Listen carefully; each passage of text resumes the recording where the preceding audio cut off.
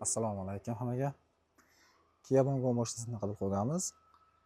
Unga zavodskiy propan motor qo'yib berilyapti. Motor, korobka, miyalari bilan radiatori ham zavodskiy propanniki. Tablosigacha qo'yiladi, LPG knopkasi ham qo'yiladi. Terish jarayoni ketyapti. Yondagi metan balonni olib tashlab, zavodskiy propan balonni moslaymiz. Yoniga tushadi.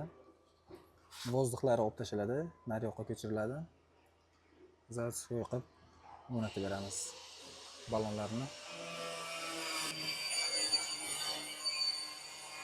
Ballonlarni ham bo'yab qo'yganmiz, chiroyli qilib. 22 yili 83 litr bo'ladi. Unga konditsioner ham ustinovka qo'yamiz. O'zi zavodskiy konditsioneri bo'ladi. Uni olib tashlangan ekan. Buni o'rnatib beramiz. Ishlaydi bu ham. Kesalar hamma narsa o'zimizda bor. Motor, korobka, ходовой qismlar, hamma zapchasi bor o'zimizda. O'rnatib beramiz. Yana bitta zavodskiy propanni 0 dan 100 gacha motorga qabul qilganmiz. Kesalar 100% ishlari bitiramiz. Motorlar bor.